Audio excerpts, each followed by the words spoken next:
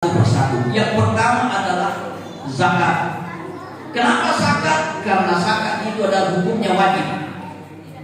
Zakat ada dua macam. Yang pertama ada zakat fitrah dan yang kedua adalah zakat mal. Zakat fitrah diwajibkan bagi semua umat Islam, baik laki-laki maupun perempuan, anak-anak atau orang tua, semua wajib melakukan zakat fitrah. Dan waktu dikeluarkan zakat fitrah, ada orang yang keluarkan sejak awal Ramadan, ada juga yang keluarkan sebelum akhir Ramadan. Tetapi sahabat mengeluarkan zakat paling lambat 2 hari atau 3 hari sebelum hari raya Idul Fitri. Kenapa? Supaya masih ada waktunya panitia atau amil zakat membagikan itu zakat kepada fakir miskin, supaya fakir miskin itu juga merasakan kebahagiaan, kedamaian, ketentraman, kesenangan pada saat hari raya Idul Fitri. Itulah sebabnya kita ancang-ancang supaya ajak nama kita ilmu piman lepot dawena atau mampus kepintaran. Alhamdulillah, sebagian masjid sudah hampir rampung zakat fitrahnya. Nah, zakat fitrah, lalu kemudian zakat mal. Ada yang dikatakan zakat mal atau zakat harta. Zakat harta atau zakat mal ini wajib hukumnya bagi orang yang punya harta dan sudah mencapai 1 nisab. Contohnya, mapunangi ulawen arwa pulona 5 gram.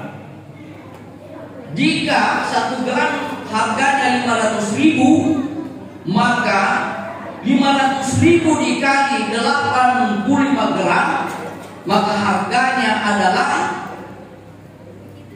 42.500.000 rupiah. Maka harus dikeluarkan zakatnya 2,5%. 2,5% 42 juta, kemudian dibagi 12 bulan, maka kenanya 3,6 juta. Kemudian narik kumapunangi ki doi 1 juta, maka keluar zakatnya 25.000 rupiah. Kalau kita punya uang 2 juta, maka keluar zakatnya 50.000 rupiah. Kalau kita punya uang penghasilan 4 juta, maka harus keluar zakatnya 100.000 rupiah. Lalu kapan dikeluarkan? Boleh setiap bulan, boleh nanti bertemu 1 tahun. Apa perbedaannya, Ustaz? Kalau tiap bulan atau nanti bertemu 1 tahun, ada bedanya. Kalau setiap bulan kita keluarkan, maka terasa ringan rasanya. Mari dibesu. Yang namua narik nanti visi tahun napi besu berarti 1.200.000. Agak berat. Apalagi engkau lagi iblis, ada nih setan iblis. Ustaz, gana besu 1.200.000. Nangka HP harganya 1.200.000. 100 menit mau tambahin naganda na si HP aja na ayat na pagkaroon ikang ka na tas seker ibesu orang parata nasabah na pengaruhi iblis, karena kita merasa berat nasabah mega nih bertemu dengan 1 tahun bersabahna. Nah perlu kalau bisa setiap bulannya supaya terasa ringan. Pada itu gawe. Alhamdulillah setiap bulannya dikeluarkan zakatnya, sudah dipotong oleh bendahara, dan nanti setelah dipotong zakatnya bagi transfer ke rekening masing-masing. Jadi ini gaji tak pegawai alhamdulillah bersih yanwe. Iya. Jadi harta benda, kemudian disetna pangimpata, disetna galuta, disetna peternakan, semua akan ada zakatnya. Dan itu ada hitung-hitungannya. Jika sudah mencapai 1 nisab, maka wajib hukumnya dikeluarkan. Sarikuang lagi mapacini yang warang parata enrenge mapacitoi dosa-dosana. Jemaah yang dimuliakan oleh Allah Subhanahu wa taala. Nah, yang dia engkau arwah golongan yang berhak menerima zakat. Yang pertama adalah fakir. Tiganya sepakir. Ya senge fakir ialah itu orang yang tidak punya pekerjaan tetap, penghasilan tidak ada penghasilannya dan tidak ada pekerjaan tetapnya. Itu yang dikatakan fakir, berhak untuk menerima zakat. Fakir. Yang kedua adalah miskin. Miskin adalah orang yang punya pekerjaan tetap tetapi dia tidak guna namre. Itu orang miskin. Kemudian amil. Amil itu adalah orang yang mengurusi zakat. Alina rumah jumpu zakat, alina tu bagi-bagi zakat, itulah amil, berhak untuk menerima zakat. Kemudian orika, orika, seti anak-anak, orang budak dikuasai oleh tuannya dan mau dimerdekakan, dibebaskan dari tuannya, maka harus dibantu dengan zakat. Itu rikab. Kemudian garim.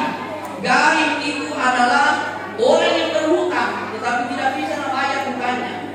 Ibarat engkau di kampung tak janda, mereka inrena, dia nulen pakai kasih nasabah deka karena pulang orang parah, apalagi deka galak pena. Padahal itu bantu sedikit zakat supaya terbayar itu hutangnya. Nah, itu garim. Lalu kemudian sabilillah. Sabilillah adalah orang yang berjuang di jalan Allah pada padana. Engkau tahu Allah musuh Palestina untuk melawan tentara Israel, membantu Palestina. Iya, fisabilillah, berjuang di agama Allah. Ya, engkau tahu bahwa tentang masih maka boleh mendapatkan zakat. Kemudian musalla, pondok pesantren, itu. Kemudian terakhir yang ke-8 adalah Ibnu Sabil. Ibnu Sabil adalah orang yang menyebarkan agama Allah dari masjid ke masjid, dari rumah ke rumah. Itu Ibnu Sabil. Pada-padana engkau sudah tak biasa, maka dia masih letes telur pening letes sih. Seperti saudara-saudara kita itu yang habli. Itu berhak itu mendapatkan zakat. Kenapa? Karena menyebarkan agama Allah. Oleh orang sembahyang di masjid. Setiap waktu, setiap sholat dia menyampaikan tausiah, satu ayat, dua ayat dia menyampaikan. Itu menyebarkan agama Allah, berhak untuk menerima zakat. Jamaah kami yang dimuliakan oleh Allah Subhanahu wa taala. Ayat itu jumlah sekian. Yang kedua, dia nak impak, akhirnya senimpak, tiganya senimpak. Ia dari itu, mapatama ki sumeng masih dia, mapatama ki batak masih dia, yang dia ni lampu masih dia, yang dia ni ambala masih dia, yang dia ni sejadah masih dia. Pertama itu masih dia, itu adalah impak. Semua yang rendah itu adalah infak. Lalu kemudian sedekah. Yang mana itu sedekah? Sedekah itu seperti tersenyum. Ada saudara kita bertemu, kita tersenyum. Itu sedekah. Ada orang yang sedang bekerja di masjid, dia kurang ide, dia kurang kopi, yang tarkan ide, itu sedekah. Ada orang salat di masjid, lalu kemudian kita pikirkan nasi nandri. Nah, itu adalah sedekah. Lalu kemudian wakaf. Wakaf itu ada 4 hukumnya. Yang pertama, ada orang yang berwakaf, ada orang yang menerima wakaf. Ada wakaf itu adalah milik sendiri orang yang berwakaf, dan yang keempat adalah ada yang kabur. Misalnya, kita punya tanah 1 hektar, maka kita ingin wakafkan untuk mendirikan masjid, mushola, atau pondok Al-Quran, atau madrasah. Kita wakafkan, dan tanah yang kita wakafkan itu adalah milik sendiri. Setelah itu kita cari orang yang mau menerima wakaf kita, lalu kemudian ada tidak tahu. Saya wakafkan tanah saya 1 hektar untuk pembangunan masjid, pembangunan pondok pesantren, pembangunan madrasah, karena Allah Subhanahu wa taala. Maka orang yang menerima, saya terima wakafnya sebulan. dengan luas 1 hektar untuk pembangunan pesantren atau masjid tunai karena Allah. Lalu dibikinkanlah akta di notaris supaya tanah itu tidak ada yang gugat. Nasabah biasa tuh enggak tahu pemotongan mau pakai, tapi masukin yang tanahkan kena lalu sini anak. Ini baru terjadi, biasa terjadi. Ini ada masjid di pernah itu digugat yang pemilik anaknya itu, padahal sudah diwakafkan oleh kedua orang tuanya. Nah, ini harus ada akta notarisnya sehingga tanah itu dasarnya kuat. Jemaah yang dimuliakan oleh Allah Subhanahu wa taala. Ia dari ibu suwe menjaga amal lain. Namun itu mati diseri buat begino. Ya selama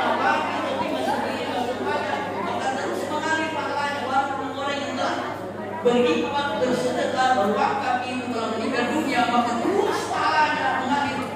Apalagi kalau masjid ini semakin banyak orang yang menunjang sholat salat, maka semakin banyaklah mengalir pahala masuk ke rekening kita, ke rekening akhirat kita. Semakin banyak pahala kita terima di alam barzakh, di alam kubur. Jemaah yang dimuliakan oleh Allah Subhanahu wa taala. Ada 5 keutamaan orang yang suka bersedekah. Yang pertama, Allah membersihkan hartanya. Harta yang kita dapatkan bisa jadi harta itu halal, tetapi cara kita mendapatkan tidak sesuai dengan syariat Islam. Contoh, yang cuma baru berarti nak kurang jepit boleh punya maka beras itu adalah halal, tetapi cara mendapatkannya haram, hukumnya haram karena tidak sesuai dengan ukurannya itu liter. Dena sesuai dena genda di liter. Nah, itu hukumnya sudah menjadi haram. Maka untuk mensucikan harta itu dikeluarkan zakatnya, keluarkan zakatnya itu. Yang kedua, membersihkan dosa. Makanya kita as-sadaqatu tupikul qadaba. Pesugi sesana orang palaku dalam agama Allah Ta'ala sari kuat mengi naladai atas salah. Allah hapus kesalahan-kesalahan kita asbab dan sedekah yang kita keluarkan. Itu yang kedua. Lalu kemudian yang ketiga, mendapatkan doa malaikat. Kalau malaikat mendoakan kita, maka sudah pasti doanya dikabulkan oleh Allah. Kenapa? Karena malaikat itu tidak ada dosanya. Tidak ada dosanya, bersih dan suci, maka pasti kalau malaikat berdoa, maka pasti diterima oleh Allah. Ditna pada ini kupatawe, boleh jadi tiap hari kita berdoa, tetapi sulit dijawab oleh Allah. Maka nasab tidak ada doa dosa. Tapi kalau malaikat sudah pasti diijabah doanya oleh Allah. Yang musabahna, pada dulu masuk pajak diri jamaah, sungguh dan asal. Kenapa? Dihadiri oleh malaikat. Malaikat siapa? Malaikat hafidhi dengan malaikat kiraman katibin. Yang bermaka sabangi makeda amin, nama keda tu malaikat amin, maka berkumpul lalu dosa kita. Iya.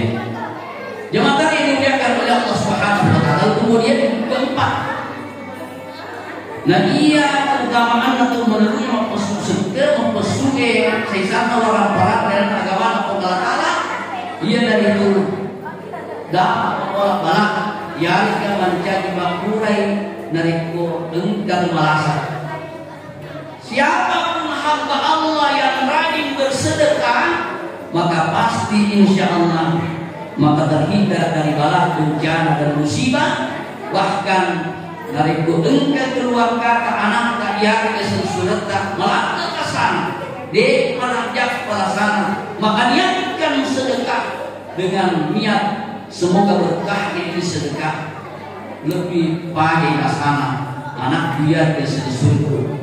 Nah sebagai peran dan kita Muhammad Sallallahu Alaihi Wasallam. Lalu kemudian terakhir, ia itu mendapatkan naungan kelak di hari kiamat.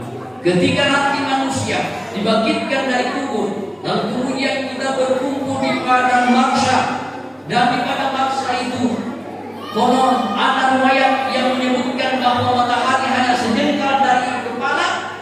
Tidak ada tempat berenang, hanya satu yang Allah siapkan tempat berenang, dan ada 7 golongan yang bisa berenang. Di antaranya adalah orang yang rajin bersedekah, orang yang suka bersedekah. Itu yang mendapatkan naungan dari Allah Subhanahu wa Ta'ala. Jemaah tadi yang dimuliakan oleh Allah Subhanahu wa Ta'ala. Jadi ya naik buat di pesisir pun kita narik otomatis. Jadi ya kongka nanopan kena sigie maka dabelo ibang kuanai maka ya kongka mantoma maka dapat kulit kenapa? Karena inilah yang akan menyatukan kita walaupun kita meninggalkan dunia ini, maka pahalanya terus mengalir. Yang kedua, anak dapat guru